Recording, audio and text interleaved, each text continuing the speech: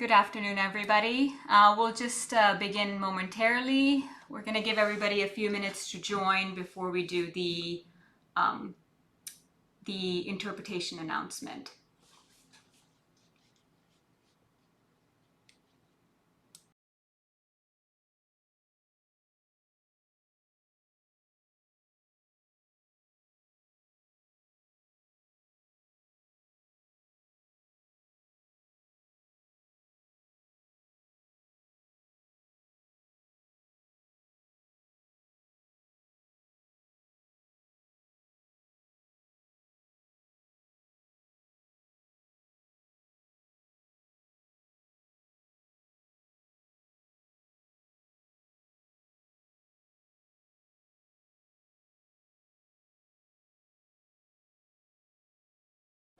Hello, everybody.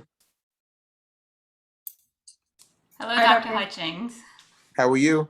Good. We're just giving everybody, all the attendees, a few minutes to join so they can hear the interpretation announcement. Great. And then, well, I'm just on listening today, so I just wanted to make sure I was here, but I won't be doing any welcomes or anything. I'm going to leave that up to you all today. Thank you. Thank you. All right.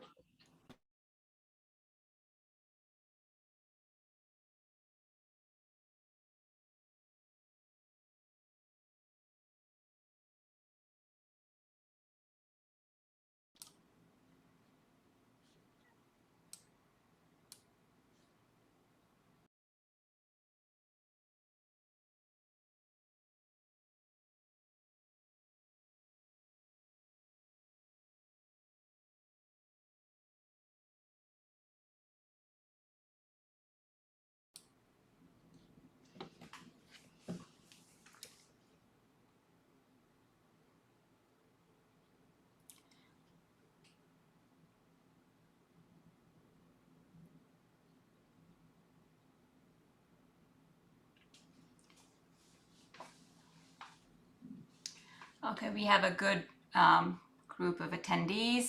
We'll do a brief announcement about the interpretation services. Again, we have interpretation services available in Spanish, Amharic, and Arabic.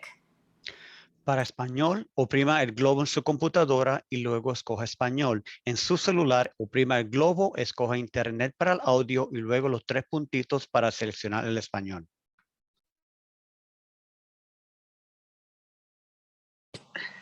ጤና ይስጥልኝ እንደምን ዋላችሁ እንኳን ወደዚህ ስብሰባ ላይ መጣችሁ በዚህ ምሽት የቋንቋ አገልግሎት ሲሰጥ ነው በአማርኛ በስፓኒሽ እና በአረብኛ በአማርኛ ትርጉም አገልግሎት መጠቀም ለምትፈልጉ የዓለም ቅርጽ ያለበትን በመጫን አምሃሪክ የሚለውን በመምረጥ አገልግሎት መስጠቀም ትችላላችሁ እንዲሁም በታብሌት ወይንም በስልካችሁ ለምትጠቀሙ በቀኝ በላይኛው በኩል ያለውን በመጫን 3 ነጥብ ያለበትን በመጫን አምሃሪክ የሚለውን በመምረጥ መጠቀም ትችላላችሁ ቴንክ ዩ مساء الخير ونشكركم على حضوركم معنا اليوم بنحب ننوه بأنه هذا الاجتماع مزود بالترجمة الفورية باللغات المختلفة الإسبانيولية والأمهرية والعربية إذا كنتم عم تحضرونا من التليفون رجاء الضغط على إشارة عفوا الضغط على النقاط الثلاثة بأسفل الشاشة كما تختار اللغة المناسبة لكم لاستماع هذه الجلسة مباشرة باللغة العربية إذا كنتم عم تحضرونا من الكمبيوتر أو التابلت رجاء الضغط على إشارة الكرة الأرضية لاختيار لغة مناسبة وهي في الحالة اللغة العربية شكرا مرة ثانية حضوركم شكرا And I will now turn it over to Erica Gulick. Thanks, Medea. Thank you to our interpreters. And good evening, everybody. My name is Erica Gulick. I'm the Director of Capital Programs, Planning and Design with Alexandria City Public Schools. It is thundering where I am, as well as I'm sure some of you. So hopefully we don't lose each other and it's not too loud. But thank you for joining us tonight to talk about a design update on the high school project. We know everybody's busy in summer and getting ready for back to school, so we appreciate you taking the time to join us tonight. I'll ask our team to bring up the presentation and we will jump right in. So today there's a few things we want to talk about. We want to update you all on the June survey results. We did an online survey prior to the end of the school year regarding the mini Howard campus design, and we just wanted to go over those with you. We also want to give you some general updates on the design submission. And specifically tonight, we're going to spend a fair amount of our time talking about the aquatic facility and how it can serve our school and community, and hoping to get some of your feedback related to that. We're also going to talk about the latest project costs and our latest estimates from our new construction manager, who we will introduce tonight as well.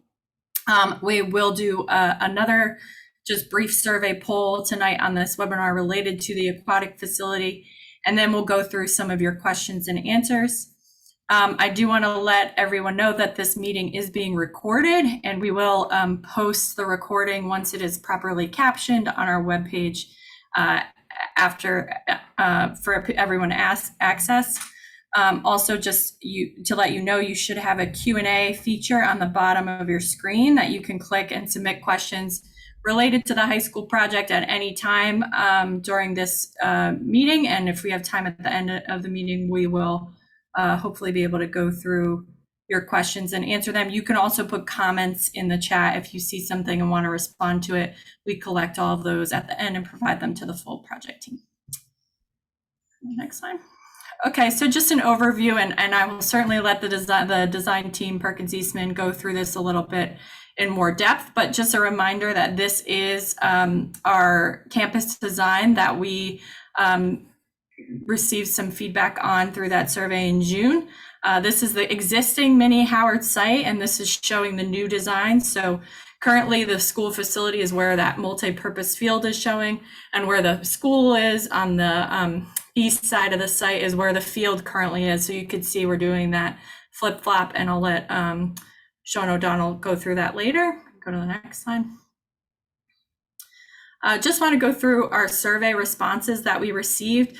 We had a total of 421 survey responses. I believe our survey was open for a few weeks related to the Mini Howard campus design. So that's pretty good turnout, especially for the end of school. So we appreciate everyone who participated. A lot of the participants being residents, but as well as parents, students, teachers, and ACPS staff. So we were happy to have that diverse group of participants. The next slide. And to go through some of the more specifics on the survey, one of the questions we asked was, how do you feel about the building design? So prior to the end of school, we talked a lot about the exterior of the facility, what it would look like, what color the building was, where there were windows, things like that. And we asked how everyone felt about that design. In general, we received good feedback. We had 77% say they liked it, so that was great. We also asked, how well do you think the new Mini Howard building complements the King Street campus? So even though we are building a brand new school, we acknowledge that this is part of the overall connected high school network and the overall Alexandria City High School experience. So we did not want to overshadow or design something completely separate from the King Street campus, but rather design something that complemented it. And again, we received pretty good feedback on that, with 58% saying they felt it complemented it very well, and 23% saying it complemented it well. And then lastly, we asked, because this was a comment we received previously from the community, we asked, how well do you think the new Mini Howard building complements the community desire for a balance between traditional and contemporary design aesthetics? And again, we received fairly positive feedback related to that. So thank you again for participating. And I will now turn it over to Sean O'Donnell, who's a principal with Perkins Eastman, to go through some more specifics regarding the design. Great, thanks, Ms. Gould. So we're really excited to be back, continuing the conversation with you about the design of this really exciting place to learn and for the community to gather and to take advantage of the opportunities that the facilities will provide as well. We're currently in a stage of design called design development. And just so you understand that, what we're doing is taking the concept design and the schematic design, the two phases that preceded us. And now in design development, we're starting to really dig in and detail and articulate and refine the design decisions that were made in those two prior stages. As Ms. Gulick said, just for those that might be joining the conversation for the first time tonight, though, the basic strategy that we're using in designing the site is, one, to keep the existing building operational during the construction of the new building. So plus or minus on the multi-purpose field, that existing building sits on that left-hand portion of the site, the western portion of the site. So that allows us to build the new building plus or minus on the existing fields, that are down below the building as the topography falls off from left to right, across the site, and allow the students, to remain in residence in the existing building. So we don't need swing space, to construct this building, and that goes true for most of the teacher facilities as well. So just to walk very quickly through the site again. So we've got sort of a flip of, open field space, relative to where the built interior instructional space is. But you can see on that left side of the site, we've got, of course, the main multi-purpose field.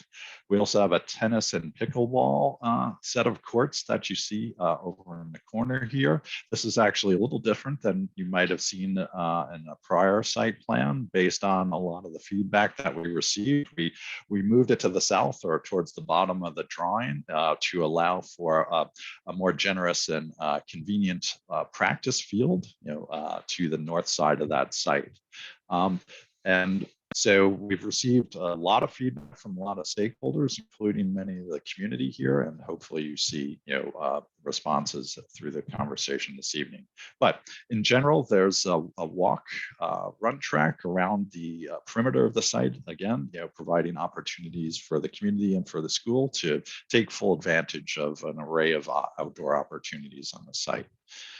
You see the car and bus drop off along West Braddock here, which provides convenient access to the western sort of upper front door to the school building. That's, directly off of that plaza where the cursor is right now. So again, students arriving via bus will arrive right where the cursor is. They'll enter the plaza at this second level of the building because of the topography, and have convenient access and a gracious entry into the building. But that'll also serve after hours as convenient parking for after hours events.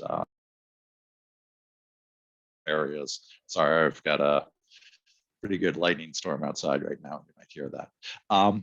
So other aspects of the site that are key here, though, and that are a little different, from the prior site plans, are that we've on right above where it says West Braddock Road, you see that there's sort of a space articulated adjacent to the building, just over to the center of the drawing, please. And yep, right there, above there, there's a new early childhood space that I'll show you. We've moved an early childhood program into the building, and I'll show you how that has been integrated into the building, but also recognizing, just like all the other opportunities that we're providing, to have a really nice flow of indoor and outdoor activity and educational opportunities, in addition to the fitness and physical education and athletic facilities, that are provided here.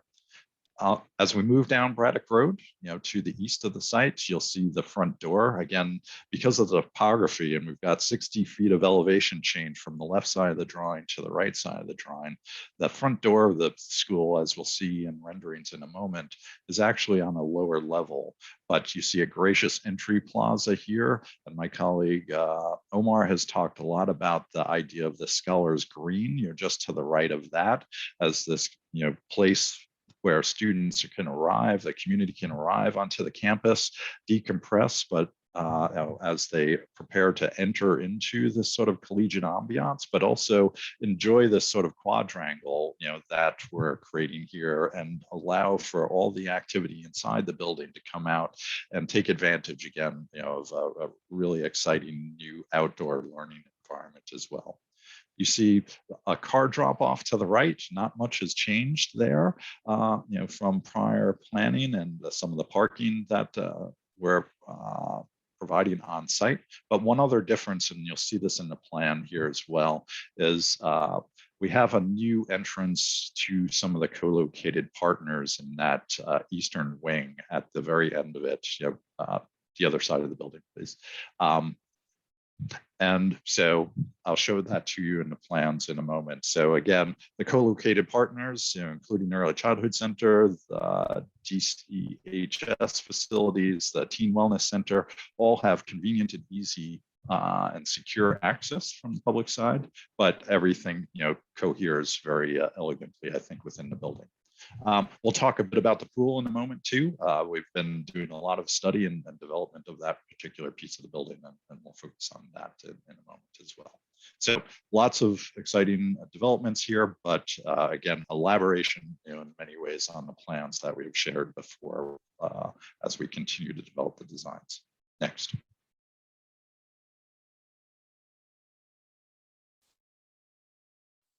Next slide, please.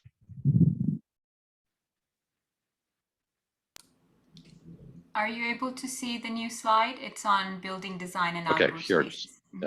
Sorry, the storm might be affecting the internet here. So other exciting developments are the continuing refinement of the facades, and there's a lot of analysis going on here with respect to both our sustainable design aspirations. Again, we're pursuing net zero energy, so that target is influencing a number of decisions that are developing on the facade, from the sizing of the windows, the proportions of the windows, the arrangement of the windows on the building, to make sure that one, we've got something that manifests a really important civic presence to suggest that this is a great place of learning, and a collegiate ambiance, manifesting the rigors of the curriculum being delivered inside, but also to ensure that we're daylighting the interior of the buildings, because we know that daylight, for example, has very significant impact on learning and cognition inside the building. So all these strategies you see articulating many of the development of the facades that you see here, but just my partner, again, Omar, has talked, I think, very elegantly about some of the larger ideas, about the materiality of the facades, about the massing of the facades. But some of the key ideas are, one, referencing and relating to the King Street campus, but also even the materiality of architecture, throughout the city of Alexandria as well. So we're using brick, for example, above the base of the building. There's a base in the middle of the top that's made out of masonry. So again, we're exploring different materials here, but largely you see a sand colored brick up above the ground floor. We're exploring ideas of how the building meets the ground, through different opportunities for masonry. We're exploring stone, but perhaps it's a different color brick. And again, a way of having the building gracefully meet the ground. Likewise, you see different gestures of breaking up the massing of the building. So you see the entry here on the two images at the front. So there's a different cladding, sort of celebrating arrival onto the building. So the use of some metal panels, here again, designating, the front door of the building.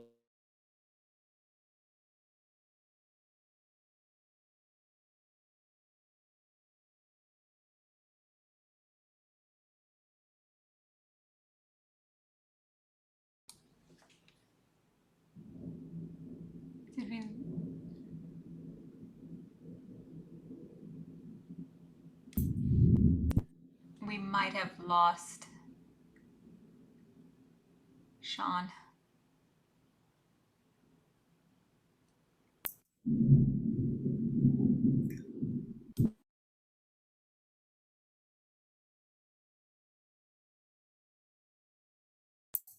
Yeah, it looks like we have lost Sean. Ken, are you able to maybe take over for him? So not in the detail, but as you see here, the different views of the building, the different materials as he was describing. On the right-hand side, a view from the southeast across the Scholars Green, so primary view, and the one on the top right as well. So different materials to sort of break down the mass and provide some texture. And as he was pointing out, that solar panels, not only on the entire roof, but also on some of the building elevations in order to provide enough power generation to offset that which we use in a period of a year, which is the goal of a net zero project. You probably go to the next slide. So the different floor levels are laid out here from the previous plans that were earlier in the design phases. With the addition of the early childhood program, which is now located on the ground floor on the Braddock Road side. It's the top left drawing, level 1, on the lower portion of that plan. So there's access to the site directly from those rooms where the early childhood program is located. On the far right side of the first floor, access for the teen wellness. Again, we've separated those different stakeholders for control of their space with their own separate entries. The second level up is where the primary entrance from the west comes in between the athletic wing with the pool and gymnasium on the top north, and the academic wing on the bottom left or south. So pool is on the ground level first, and a 2-story space on the second. Gym, as it was before, on the third level with 2-story space on the fourth. The academic wings remain as they were previously on both the south and the east. One other addition from what we had presented earlier is on the 5th floor, level 5 south side, with the addition of the early childhood, which took up space on the first floor. We've had to recreate additional space on the upper levels for the displaced academic programs. So it's a little bit taller, but we've pulled the massing back from the Braddock Road side on that upper level on the 5th floor. And for 2 reasons. One, it demasses from the entrance along Braddock Road, but it also prevents us from shading some of the solar panels, so we can still capture that roof area for power generation. Next slide. I'm back, Ken, if Okay. need help, but keep going. All yours. No, I'm good. You've got more detail, and that's probably good to share. So. Okay, yeah, sorry about that. We lost power with that lightning hit there for a second. So it's interesting conversation about solar energy here, I guess, perhaps. So with that, Ken walked you through some of the changes in the plans.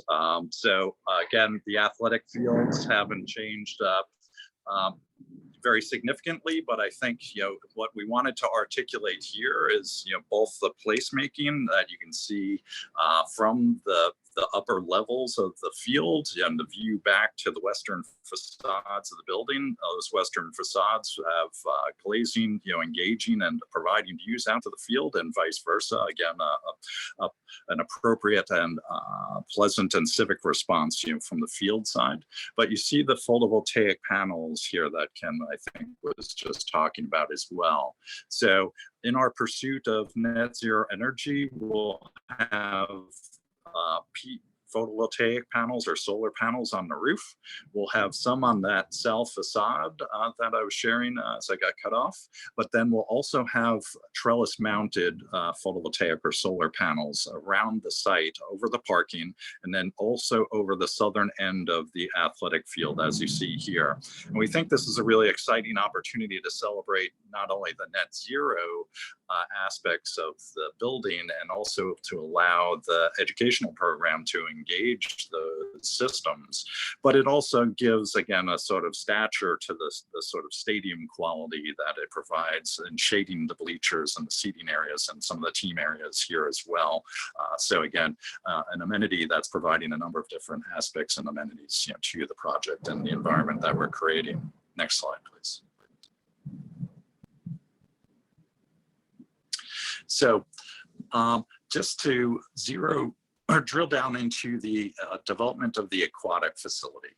So there's been a lot of conversation, and we've received a lot of comment about the facility, and we've learned a lot about all the diversity of programs that will be delivered in this new facility. So we're very excited, about the opportunities and the design as it's continuing forward. And some of the things that you'll see in the plans that I'll share just in a second is that development of the design relative to the decisions that have been made about best serving the programs and the diversity of programs that will be met in the pool. So mental decisions about that are that we'll to make sure that I articulate, sort of the diversity of programming that has been discussed. Of course, we'll have, high school travel and swim teams and diving competitions in here, but we're also designing for a public swim, where club swimming, swimming classes, swim aerobics, water polo, artistic swimming. And we also recognize that, we've got a wide range of people of diverse ages and abilities, that will be using this new exciting environment.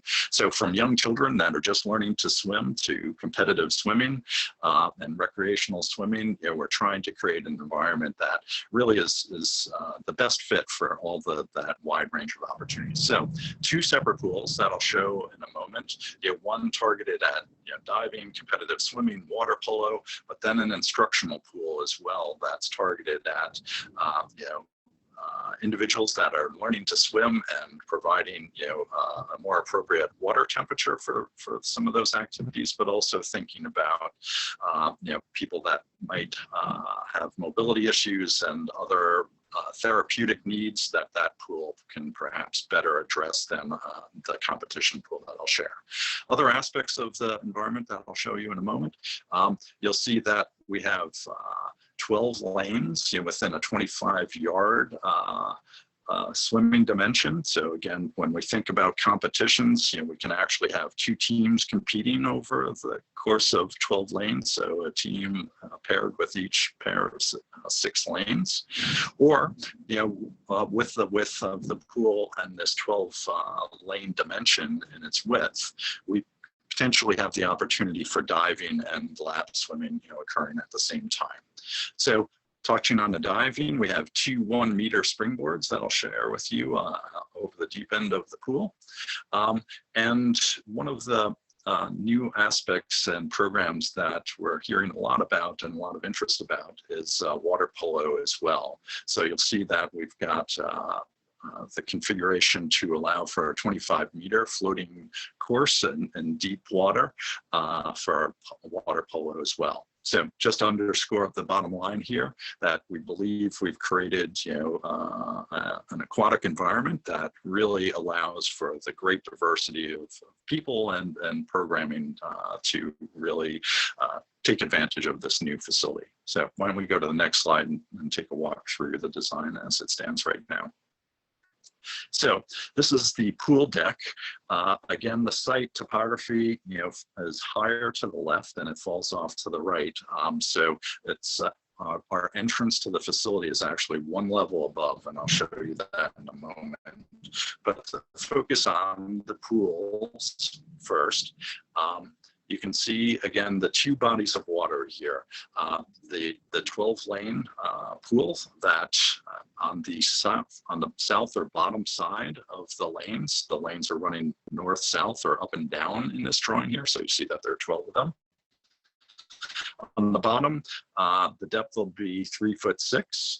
On the top or the north side of the facility, they'll be 12'3". So that deeper end allows for the two diving boards that you see in the upper left corner of the pool. So these are the two 1-meter diving boards, again, that allow for diving practice, diving competition in the pool. But then also, again, reflecting on the fact that because of the 12 lanes that we have, we can get sort of concurrent use, of diving potentially and lap swimming in the pool safely as well. To touch upon the dimensions again, we've got 25 yards up and down here, which is the dimension that high school swimming programs compete within. And then we've got about 30 meters left to right or east to west here. And that 30 meters allows for, the floating goals in that 25-meter water polo competition scenario. So left to right, having a goal at each end. So lots of opportunities within that pool, but we think that, again, the instructional pool, which is just to the right of that, allows for even greater diversity of opportunities. One, because we can have a different water temperature here, more appropriate to the students that are learning how to swim, or perhaps therapy or other activities that might be occurring in that environment, versus the more appropriate temperatures for competition swimming in the larger body of water. The other aspects of this pool that really allow for great opportunities is you can see that there's an accessible ramp on the left side of the instructional pool that'll allow for easy access for mobility impaired people to enter into the water, but also potentially students that are just learning how to swim. And we've heard a lot about this facility accommodating the great diversity of activity and interest from schools across the city, and young children coming into the facility to learn how to swim. So we think this is a really nice opportunity, again, to introduce people into the water safely, and then encourage them as they continue their swimming career into all the opportunities that the other pool might represent. Surrounding that, of course, is the deck and some ancillary facilities. We've been working hard, on providing appropriate locker facilities that accommodate both the teams that will be coming through the facility, but the use of the general public as well. So we have, of course, male and female locker rooms, but we also have gender neutral and family facilities here as well. So making sure that everybody's comfortable and welcomed into the environment and have appropriate access. On the other side, you see in the corner a classroom. That's a complement to the large deck space. So instructional activity happening within teaching environments for swimming happens either on the deck or in that classroom, but CPR and even Coast Guard office with great sight lines over the pool environment for safety, of course, so that lifeguards can support each other, throughout their tenure in the deck and the environment, and then a variety of support spaces that are conveniently access the service. The entrance, I think, has really been refined, and we're excited about this here. And you can see that there's a stair just below the instructional pool. This is a 2-story stair. It only addresses the pool, and it comes down from the entrance environment. And so as you arrive to the entrance that I'll show you in a moment, you'll come down the stair, and you'll have really great views over the pool. And the pool will have windows along that north side or the top side of the drawing environment. We think it's really going to be quite beautiful and elegant. But you also see there's 2 elevators landing at this level here as well. So again, everybody will have easy and convenient access from the entrance down to this level and to all the amenities that we just walked through. Why don't we go upstairs and just take a look at the arrival?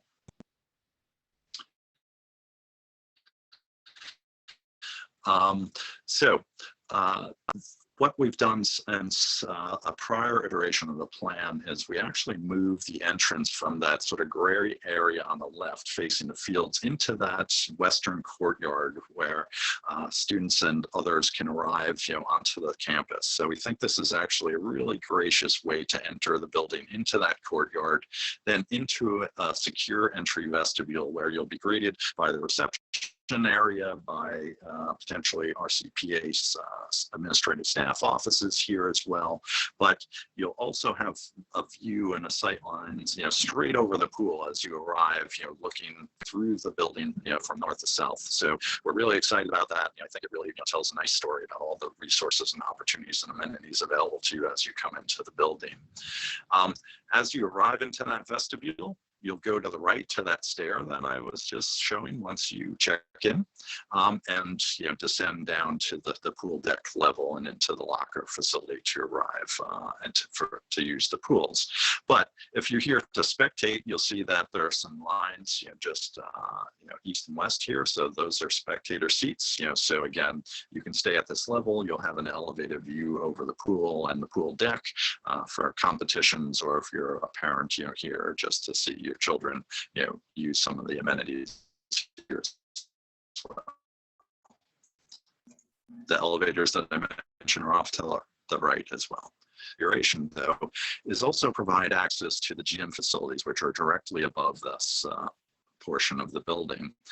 So you can also use this as a control point for the community to arrive into this vestibule, but then go to the left stair in the leftmost corner, bottom corner, and then walk one level up, and you'll be at the competition gym and the auxiliary gym. So again, this becomes a really elegant way for, I think, the community to use the facilities after hours.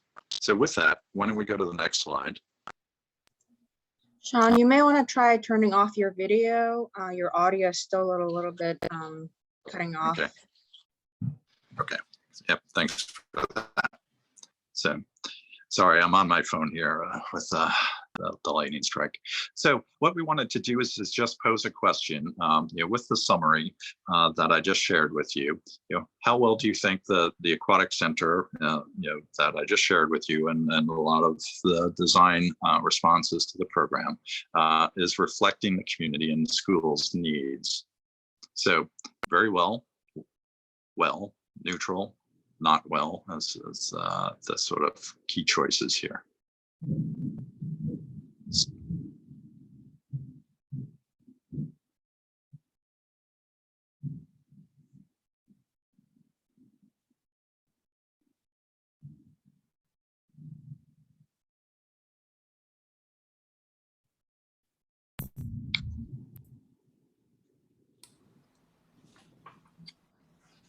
We also want to note that while you're filling that out, you can also add comments in the question and answer feature within Zoom here, and we'll gather and reflect upon those comments as well. And that'll allow you to provide some textual input.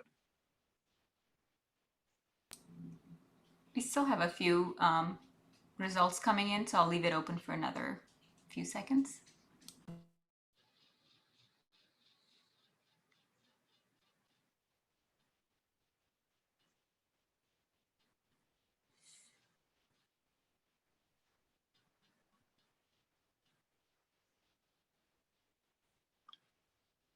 Right, so 35%, very well, so 65%, very well and well. So neutral 22 and not well 13. So again, in the Q&A, you can elaborate, on your responses here and provide us additional feedback that as we continue to develop the design, we'll continue to reflect upon with the team. With that, back to Ms. Gulick. Yes, thank you, Sean. Thank you for participating in that poll. And as Sean said, especially for those of you who might have put neutral or not well, we'd love to hear your comments.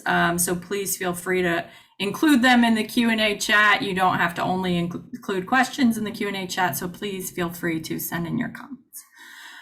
So another reason we wanted to meet tonight is because we are very, very excited to introduce our construction manager for this project. Just to let you know a little bit about ACPS's process, we like to bring our construction manager, or the team who's ultimately going to build the building, on as early as possible, so that we can get their expertise and input into the design process.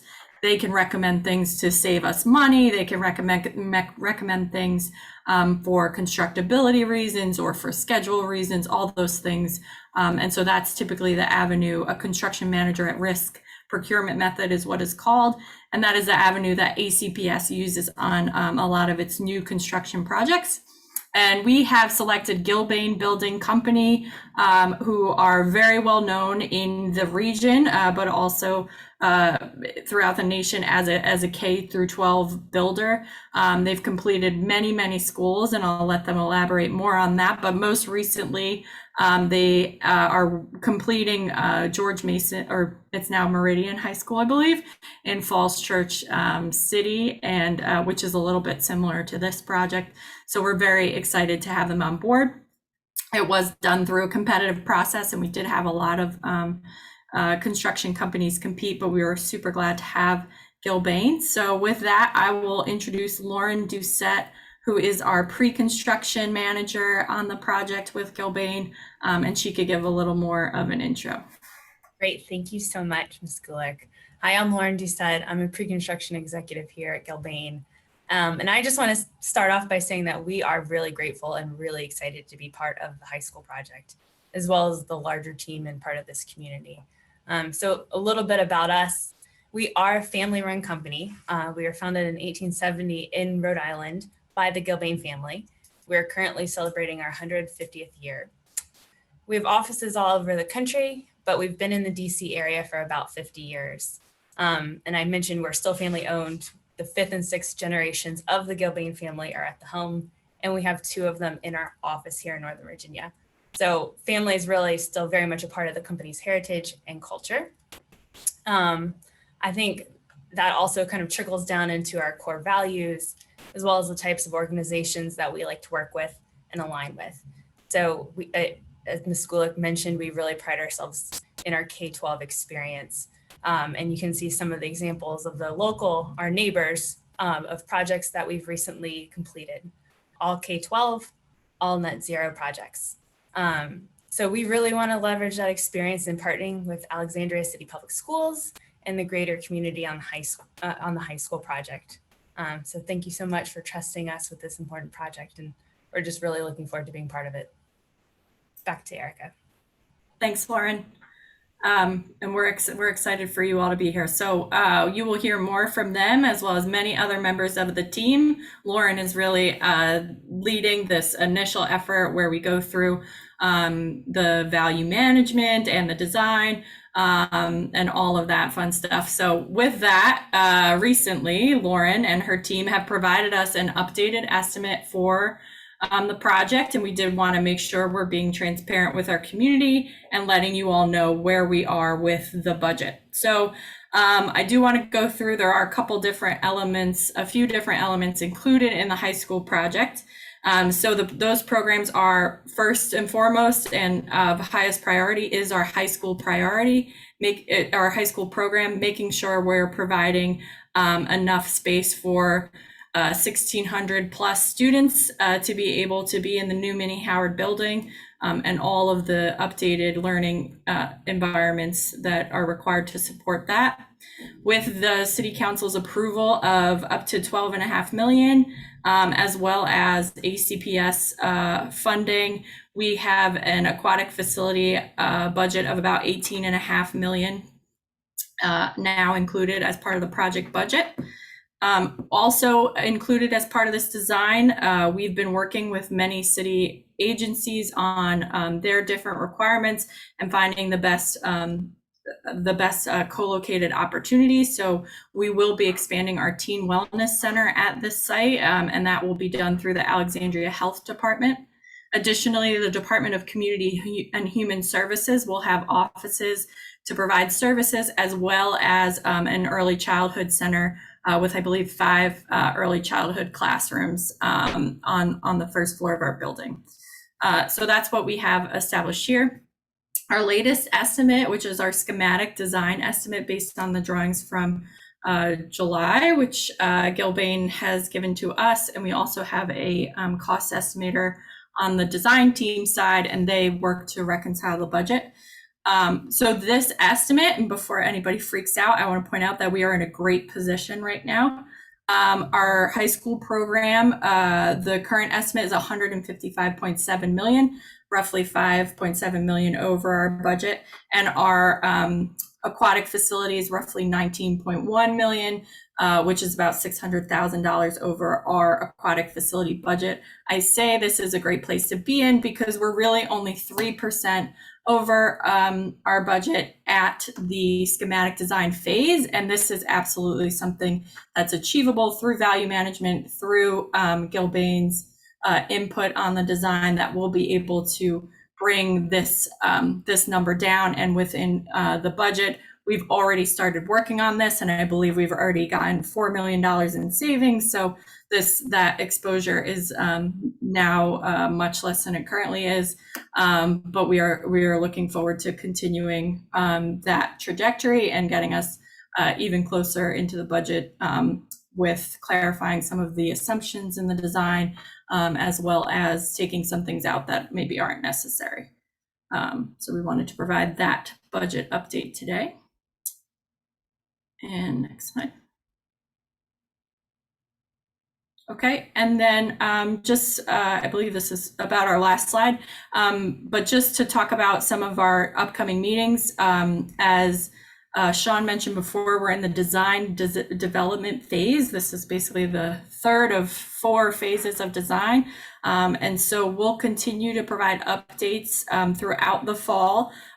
You can anticipate to hear from us a little bit more often, just because we are really finalizing the design in the next few months, and that will ultimately go for approval from the City Council in January. So it may be even up to a monthly meeting with us if you're able to participate. And then in early spring of 2022, after we hopefully receive City Council approval in January, we'll be having some meetings to prepare for the construction and all the different things that are going to go on at the site. Just to reiterate our timeline, you can see we've come pretty far. We've been in the high school project for, I think, 3 years, but just acknowledging that we are in the design phase right now on both the educational design as well as our new building or construction design. And that will continue to be kind of in that place until about spring of next year. And then we'll be starting construction, and as well as our teaching, learning, and leadership team, along with the Alexandria City High School staff, will be working on implementation of the Connected High School Network program.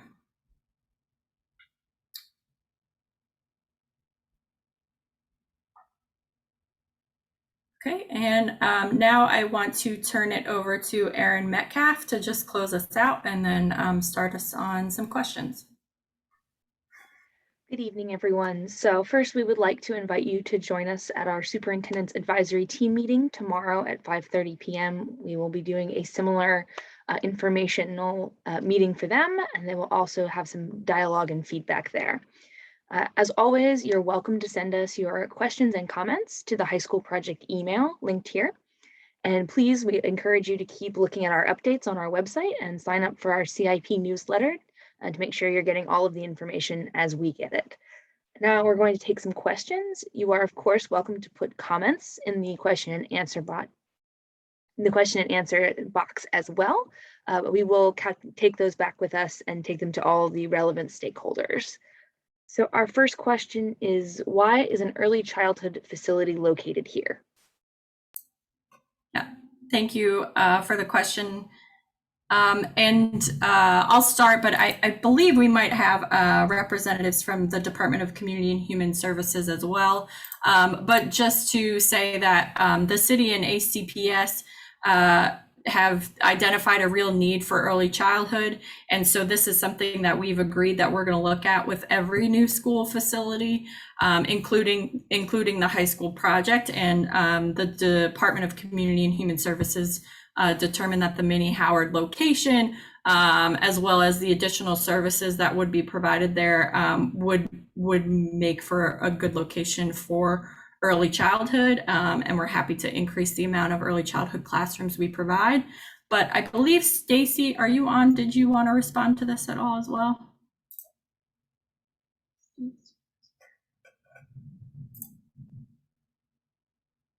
Oh, now I don't see her. Okay, well, that's the answer, but certainly if you have additional questions or want more on the history, a lot of that's on our webpage. And someone from DCHS, I'm sure, will be happy to respond. Right, our next question is, are those solar panels angled below the windows? That is in reference to one of the photos of the outside of the building. Okay, sure. So Perkins Eastman, does someone want to, Sean, you want to answer that one? Sure. Yeah, it's actually something that we're studying right now. You can see that they're drawn canted here. I believe the angle is about 15%. So what we're trying to do is, again, optimize their orientation towards the sun. So, that angle, is again an area of study right now.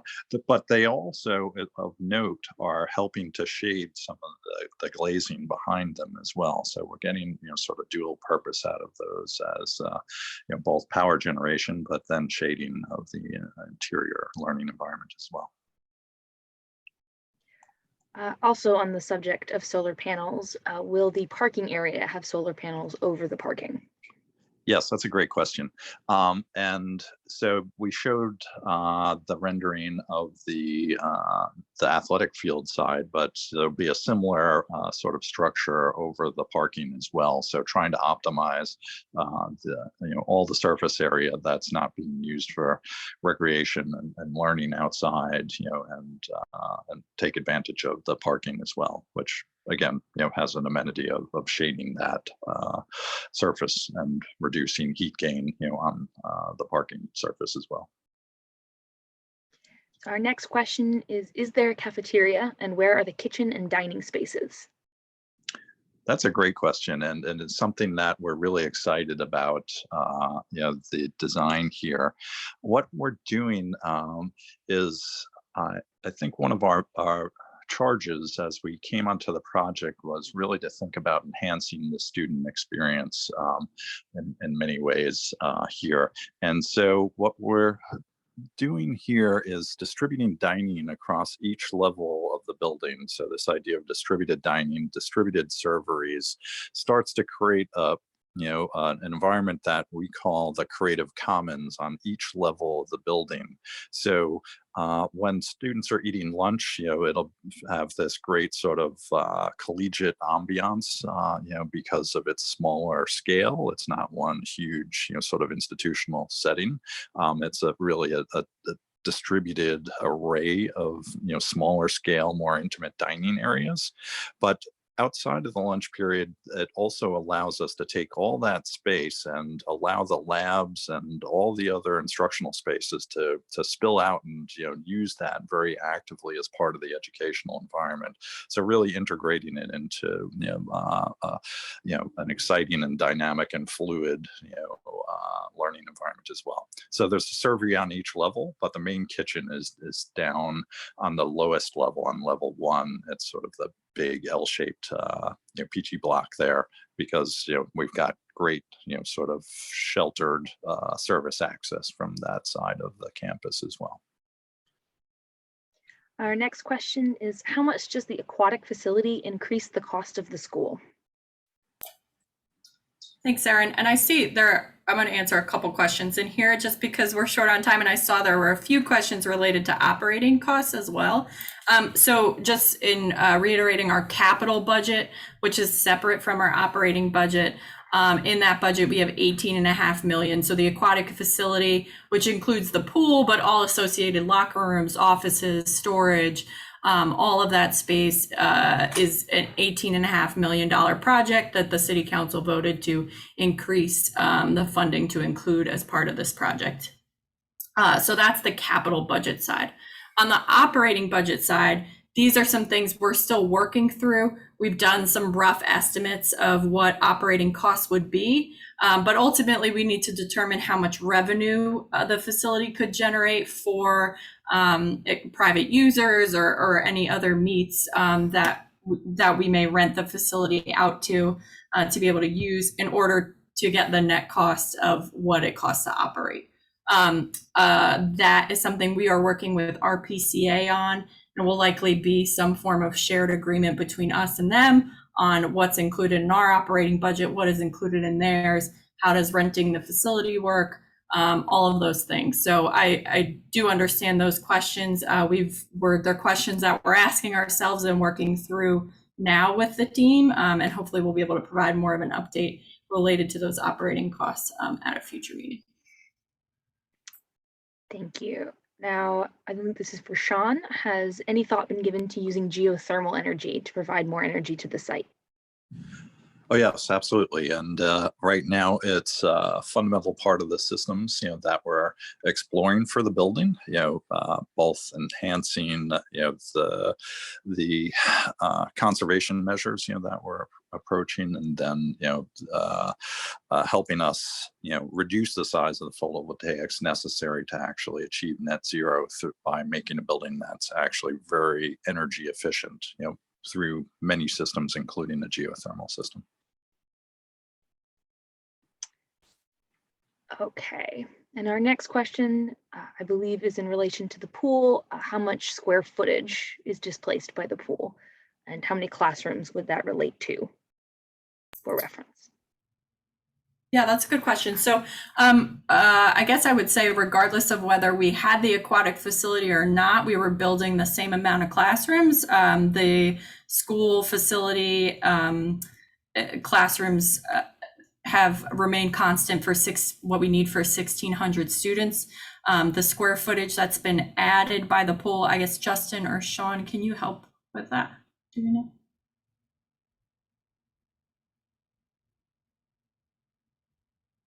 It's about 18,000 square feet, and I'm doing this, off the top of my head, but it's in that ballpark.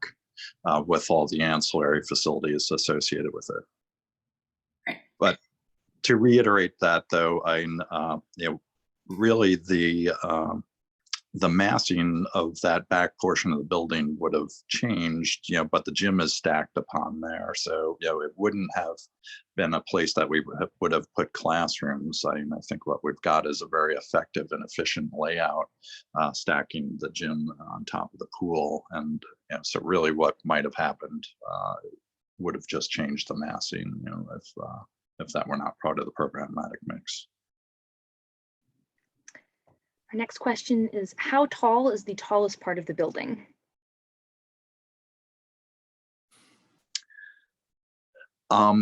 So we're using some of my colleagues, Teresa, probably knows this, more precisely than I, but we're using about 14.6 for each floor to floor. So we're yeah, we're within the zoning that we have for our site, and so we are approximately 75 feet high for our average building height. And I think we have time for about one more question. Please know that any questions we didn't get to will be answered on our FAQ page on our website.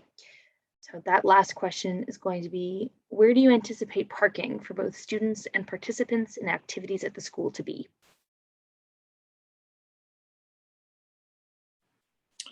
Maybe we can pull the site plan up, and so the parking, is allocated both, significantly to the east, there. So faculty parking in particular there, also the drop off for cars arriving there as well. But you can see that there are spaces, on the west side of the site, as well. So allowing for bus drop off, during school hours, but then allowing for, parking, after hours for, convenience to both the fields and the outdoor spaces that are there and the pool and gym facilities through that western entrance that I shared with you before. Great. Looks like we're just about out of time. So Erica, if you don't have anything else, we'll just say thank you for joining us this evening. And if you have any other questions or comments, please don't hesitate to reach out. We will go through any of the questions we did not get to and put them on our FAQ page. This meeting is also being recorded and will be uploaded to the website as soon as it is properly captioned.